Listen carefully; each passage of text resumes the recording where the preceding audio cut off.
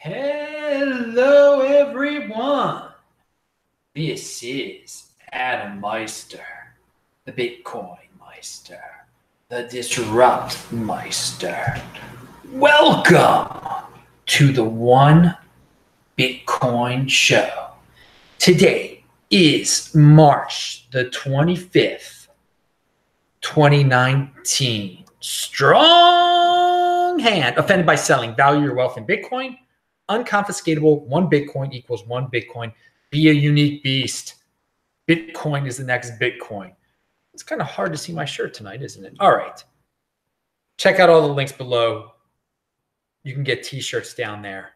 Follow me on Twitter at TechBalt, TechBalt. Speaking of Twitter, I shared this tweet yesterday. I was talking about the report that talked about the Bitcoin trading, the volume being 95% fake, thanks to a lot of Asian exchanges, actually, and outside of North America. Now, one thing that I forgot to say, important point in the report that I forgot, volume is more US focused than is widely perceived. Nearly 30% of spot Bitcoin volume takes place on US domiciled exchanges, compared to just 1% of reported volume. So if you didn't know that all the Bitcoin trading volume was incredibly fake, you would say, well, only 1% of the exchanges of the Bitcoin being exchanged is being done on US exchanges. Well, in fact, it's 30% of the trading. And this points to a larger point. People would always point to the Asian exchanges and say, oh, look how much is being traded in South Korea and China, here, there, and the other. And it turns out so much of it is fake. And they would say that Bitcoin is not as North American centric as one might think. Well, it is. Again, people always ask me, well, what country seems to be the most into Bitcoin of all the countries you've traveled to? It's the United States, and then Canada, probably, and the European countries, I guess. You notice it some places in Asia. English is the language of Bitcoin. I've said it many, many times. And if you get through all the fake statistics out there, it's probably of all the countries on Earth, it's a higher percentage of Americans that own Bitcoin than in any other country. Now, what is that percent of Americans that actually own Bitcoin? Is it 1%? Is it 2%? Less than 1%? It's probably higher than most countries. And of a country with a huge population like America, it makes a big difference there. And it makes it a very, very US-centric type of cryptocurrency is very North American. I say North American because, I've been in Canada before. And I'm not going to get into the I think Canada, I don't know why we even have a border with them. It's ridiculous. We should be able to cross it whenever we want to, and they should be able to come down here. But we won't get into that. They're very much similar to us. They're just quieter. And they like Bitcoin and crypto just like we do. I think maybe more of the entrepreneurial spirit of Silicon Valley. California, here where I am, and I'm not in Silicon Valley right now. I'm in Los Angeles. But that's one of the big hearts of Bitcoin and cryptocurrency on this planet is that area. And again, it is beautiful that people from all over the world are using Bitcoin and cryptocurrency, but we can't ignore the fact that it might be more US centric than a lot of people are willing to admit. And that report touched on it in terms of the volume, the traders. And again, we're going to get into marketing in a second too. And the best marketers in the world come from the United States of America. So when you're dealing with crypto marketing, when you're dealing with these ICOs, and again, I'm not an ICO fan. It's part of the ecosystem. So much of it is coming from the United States. And yeah, that is some originality there. The United States comes up with some original ideas. Now, are ICOs good? No, but they are original. I will say that. And there'll be more. There'll be more ideas that we might not all like, but they're going to come from the U.S. And because United States citizens are really experimenting with crypto, from the marketing people, the programmers, to the traders, the economic people. What's everybody waiting for? Everybody's waiting for the financialization, not everyone, but a lot of people are waiting for the financialization of Bitcoin and cryptocurrency. Where does that emanate from? New York freaking City. Pound that like button, okay? So yeah, America has a lot to do with crypto, more than most people want to say. But hey, whatever. And it doesn't make that big of a difference. Again, you go to South Africa, it's big down there, and it's great to see it. Well, when I say big, I mean there's a community down there. You know, that's the thing. When we're in this little bubble, sometimes we'll say it's big here, it's big there. And what big means to us is that, yeah, we went to a conference and there were a lot of excited people, and someone recognized us there, recognized me there, or whatever. A couple people recognized me there. That's what big is. But you know, generally speaking, for a big, large population countries, it's less than 1% of the people even hold any crypto. Enough of that. Enough of that. I talked about more. So there's a guy, Gustavo J. Flores. He says, opening a small door gives the ability to open many bigger ones. Better to keep the door closed. That made me think about all the people back in the days of the Bcash fork. Oh, just make this one little change to Bitcoin. It's just one change, increasing the block size. Why? Let's just do it. We don't want to wait. Let's not experiment. Again, if you change one little thing in Bitcoin, it opens the door for more things to be changed, bigger doors to be opened. Think about that. The base layer should not be changed at all unless it's a horrifying emergency of some sort. And this goes to an Andreas video that I've referenced before, where he said he doesn't see much changing in the base layer of Bitcoin in the future. And I think that's a good thing, because you change one little thing in Bitcoin. And again, the block size thing isn't a little thing either. It's a big thing. But if you change one little thing, it'll open the door to change. Well, we changed one. Let's change another thing. Let's change another thing. Let's change another thing. And part of the strength of Bitcoin is that it doesn't change. It's going to always be. It's going to be 21 million coins mined. I mean, that's one of its foundational principles, that it doesn't really change. What it is what it is. What you get. So if you start these little changes, let's open this little door. Then you end up opening bigger and bigger doors. So better to keep the door closed. All right, moving on. All right, go to sportsmeister.com. What the heck, sportsmeister.com? Well, it's a URL I've owned for a long time, and it'll get you to my podcast now. So I wanted to, and no, it has nothing to do with my podcast, but it's just a URL I've owned for a while. It's great that I have this last name and I can make cool URLs with it. Come up with Disruptmeister, Bitcoinmeister, Sportsmeister. But yeah, you can listen to my audio podcast. I've been talking about how these videos are now in audio podcast form, and you can easily find them with this easy to remember URL, sportsmeister.com. Pound that like button. Chris Berniski has a tweet. Everyone wants, okay, well, here's a tweet. The former CEO of Enron, Jeffrey Skilling, is reportedly looking to start a blockchain company just a month after being freed from jail for his role in the energy giant's massive accounting scandal back in 2001. So some people might try to FUD Bitcoin because of that. Oh, look, this criminal, he wants to get into cryptocurrency. He wants to start a blockchain company. For me, it's just a sign that everybody wants a piece of this. This guy's been rotting in jail for a few years. And he's even heard of cryptocurrency. He's got a creative financial mind, to put it nicely, and so he wants to do some creative things with blockchain. You know, he's a little bit too creative, because it's not. You don't have to get that you don't have to get that complex, Jeffrey. Just buy just buy Bitcoin. You don't really need to start a blockchain company. It makes you wonder. Maybe he's, he'll have some creative way of doing accounting over there at his blockchain company. Maybe that's what it will be about. It's just as easy as buying Bitcoin, dude. But it's interesting to know that you want a piece of this. Even the Enron dudes want a piece of this. Okay, we're going to hear everybody and their mother that's into finances is going to try to get into the cryptocurrency space. And most of them are going to do it wrong. They're going to be like, I want a blockchain company. I want an ICO or an IEO, initial exchange. Who knows what's next? It's just as simple as buying Bitcoin. You don't have to buy a company that deals with Bitcoin. You just buy the Bitcoin. Put it on your Trezor. Bam, pound that like button. So let's talk. So a lot of people Jeffrey Skilling, very, very, very polarizing individual. He's not really in the Bitcoin, in the crypto space yet. Maybe he'll make himself apparent soon enough.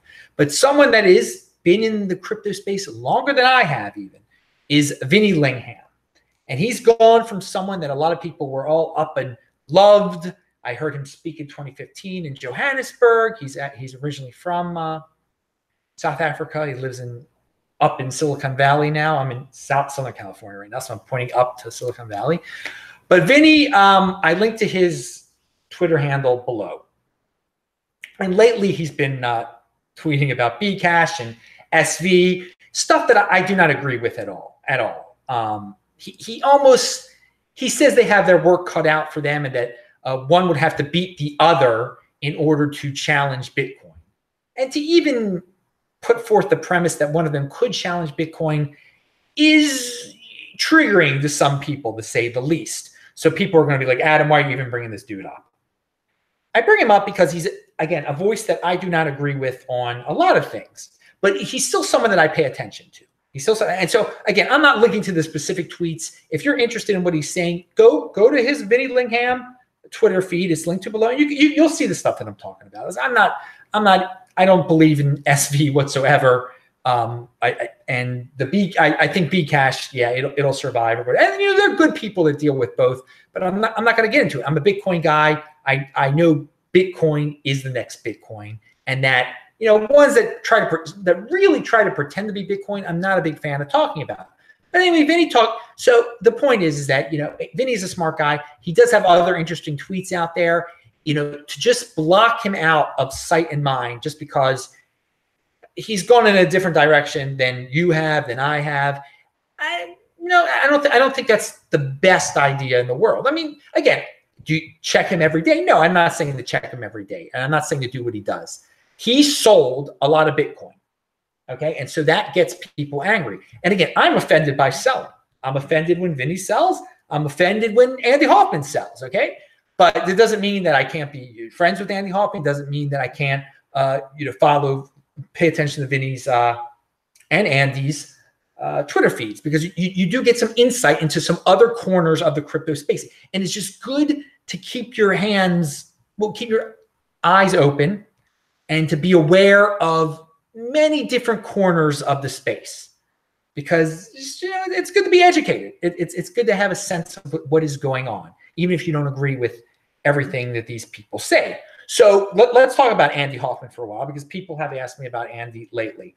And again, clearly he's gone in a direction. So I would not sell my Bitcoins. I mean, I have said, steadfastly, the earliest I would sell any Bitcoin for fiat would be after the 2020 halving. This is something everyone is familiar with. My whole saying, 2020 halving. I mean, I've been talking about it since 2016, for God's sakes.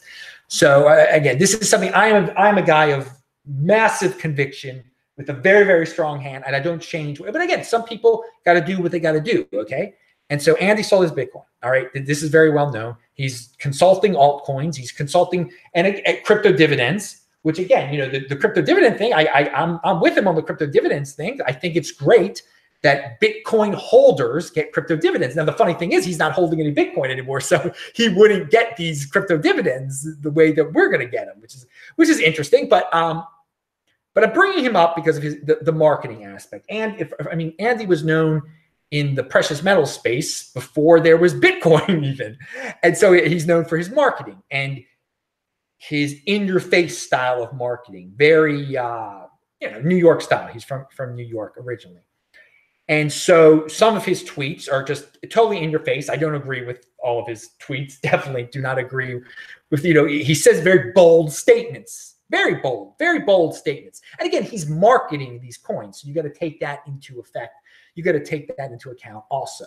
And he gets very excited about things, and then he starts to say bold things. And then, one of his weaknesses is that he'll say negative things about other coins, which I don't think he should. I don't think he should do that. I don't think that's good when you're trying to market. But again, that's a different approach. He takes a different approach. He's from New York.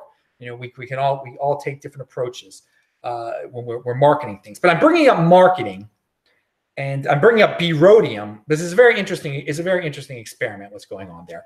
Obviously, Andy is marketing B-Rhodium. There's no doubt about it. He tweets about it all the time. He's talked about it more than any human being on the planet Earth. And what I started thinking about, is there an altcoin out there that has like a real professional style marketing team? I mean, because again, they're all centralized to a certain extent, and they all could have marketing teams. There are thousands of altcoins. Now, Dash comes to mind, but I mean, how professional is that marketing team? I'm talking about an Apple style marketing, like corporate level marketing that Americans just eat up. Okay. Now, I'm not saying that Andy can't be a one-man Apple style marketing. I mean, that's not a fair comparison. But it's interesting to see how this B-Rhodium thing is progressing, because it's marketing. He is marketing it, and few other coins have a prominent person like him marketing them. And you know, the whole gimmick behind B-Rhodium is that it's there are not many of them. It's limited supply. And I have mentioned numerous times on the show, there was already a coin called Unobtainium that it did the same exact thing. There were not many of them. It was, I mean, in the name, it's Unobtainium. It's hard to obtain. It's like it was like in that movie with the blue humans. Pound that like button. All right, but the point is that coin did not have a marketing team. That coin still is valued like at $80 or something like that. I mean, it's ridiculous. So the experiment is if, and this is an interesting experiment in what role does marketing play in the altcoin space? What role does it play? I mean, Andy is a prominent person. Love him or hate him, he's a prominent person, and he is gung ho behind this thing. And the price of the B-Rhodium that we got for free because we signed up for the airdrop a long time ago is whatever it is. It's 0.4% of a Bitcoin. I believe that is what it is, and it has gone up recently. And again, he keeps pumping it. He keeps pumping it, and he's got a loyal core of people that'll pump it also, and they're probably also buying it, and he's probably also buying it too. So, I mean, this is a very small scale experiment, of course. I mean, the daily trading volume is in Bitcoin is like, what, 10 Bitcoin, 20 Bitcoin? I mean, that's less than a lot of people have in Bitcoin. I mean, some people own 20 Bitcoin. Some people own 50 Bitcoin. That's more than the amount of B-Rhodium that's being traded in a day. So, I mean, I'm keeping an eye on this, and I linked to his, so, I mean, yeah.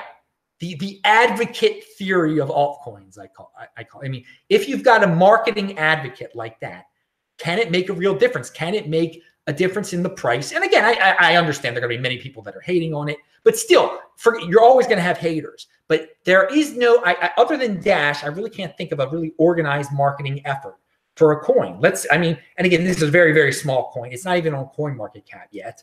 And I mean, is he proving a point that you don't even need to be on CoinMarketCap? I mean, how sustainable is this? But in the end of the day, will it be more successful than Unobtainium? How about that? I mean, that's an interesting use case. And again, you don't really have to worry about this too much, because if you got it for free, it's a bonus. Whatever it's worth, it's whatever it's worth. But the altcoin space is a big space, and it is interesting. I'm wondering one day if there'll be an altcoin that really has like an Apple style marketing team that really is totally professional, the best American professionals money can buy. How high can that coin be pumped? And again, Bitcoin is the next Bitcoin, but I want to see what marketing can do in cryptocurrency. I have a marketing type of brain, and I want to see. But here's a quote from Andy Hoffman. So and I linked to his Steam it below. I have been involved in B-Rhodium since the day Adam Meister made me aware of this unique crypto dividend in his show back in December of 2017. In the ensuing 16 months, it's fair to say I've spent more time and capital working on this nascent store of value crypto than anything else, both personally and professionally.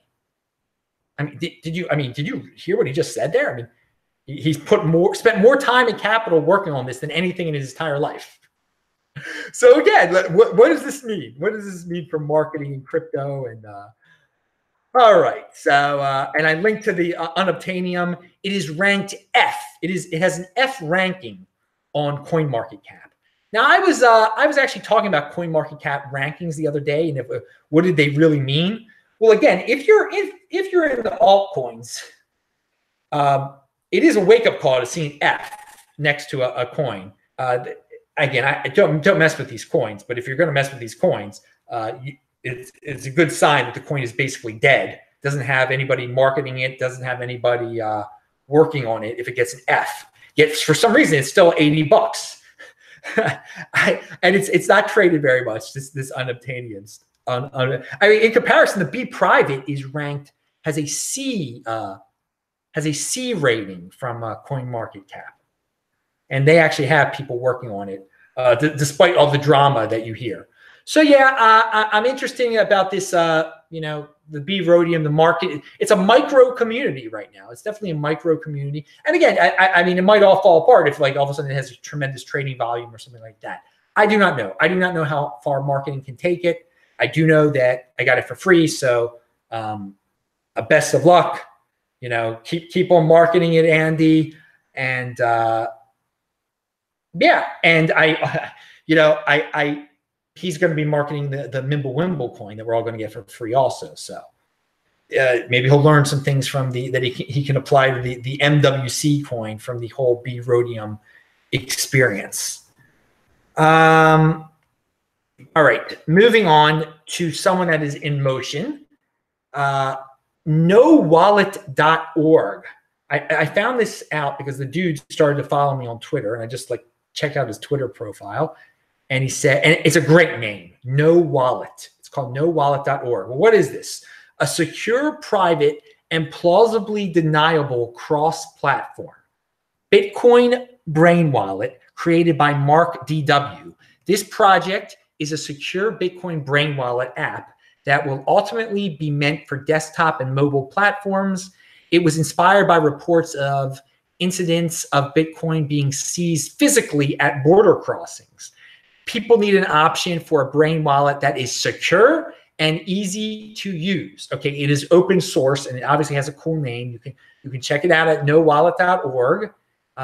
You will be getting a secure brain wallet and a convenient desktop mobile app with full native and P2SH SegWit address support. You will only need to remember an email address and passphrase combination rather than an entire 24 mnemonic seed. So that's the bottom line there. This dude is creating a brain wallet where you will only need to remember an email address and passphrase combination.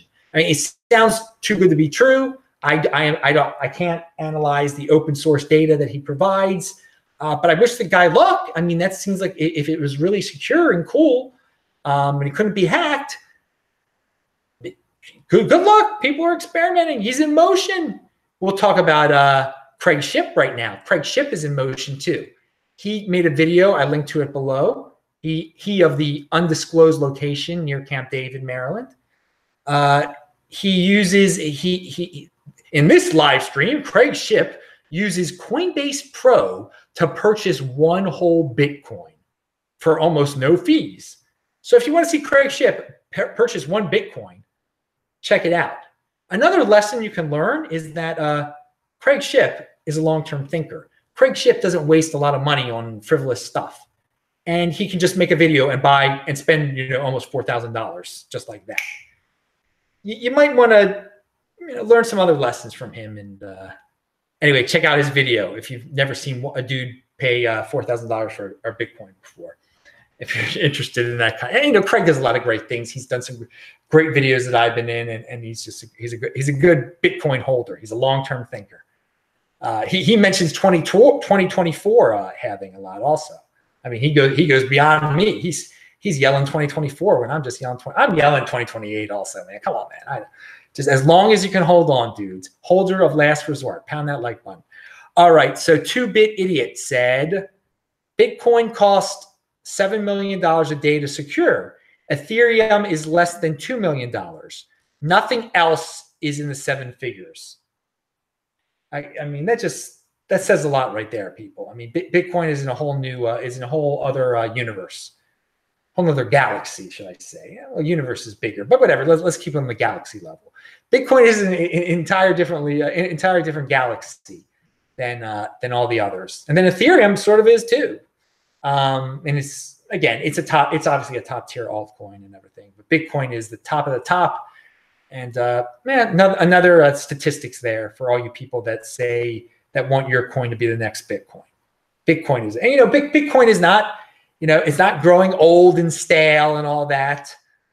Like some people are saying, I've heard it all before, during these down markets. Oh, all these newcomers are coming up and clearly Bitcoin will be overtaken.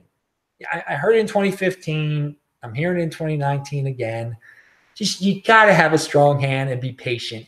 And it's very difficult for many people. And that's why you check out these other Twitter accounts that I'm telling you about. It's difficult for many people just to stick with it and just to, they get distracted by noise and want to figure out that maybe Bcash could catch up to Bitcoin. Come up with all these theories and everything. Everyone's entitled to their opinion. But I keep it real simple. Strong hand. Bitcoin is the next Bitcoin. All right, moving on. Oh, here's something. This is a quote from the title of a Doug Casey. I get these Doug Casey newsletters still for free at an email address of mine. And it says former U.S. Congressman predicts financial Armageddon in 2019. Doom. Straight up doom. Straight up these titles, clickbait titles. So many people fall for it, though. Guys, no, there's not going to be financial Armageddon in 2019. I bet he had the same type of headline back in 2012 or 2011. Pick a year. But people love it. They love to hear things like that. You're not in motion when you get a high off of stuff like that, man. Oh yeah, clearly. And he doesn't even say who the former U.S. congressman is, but just that XYZ predicts financial Armageddon in 2019. It's just these scare tactics. Dude, no, there's not going to be financial Armageddon at all. That's quite a phrase. Armageddon? End of the world? Finances? No. There are always going to be bumps in the roads. There are always going to be recessions. People can do very well during times when people did very well during the Great Depression. Anyone can do very well, not by panicking and buying a newsletter, but just by holding their Bitcoin. But again, these are such distractions. And that's why I bring up noise like this, because it's nonstop. People just created an entire industry off of these doom headlines. And I'm here to say that this is a beautiful, great world, a great time to be alive. Some people are going to experience some financial problems. You don't have to be a long-term thinker. Prepare yourself and do positive things. Stay in motion. Be positive. I don't know else what to say. But if you sit there and worry and just your fingers, when is this Armageddon coming that Doug Casey's been talking about since 1983? When's it coming? I know it's coming any day now. I'm going to be proven right that the Armageddon. No, don't get into that state, dudes. But there's, again, I mean, I can, like, every day I get something from Doug Casey that kind of sounds similar to that. Cut out.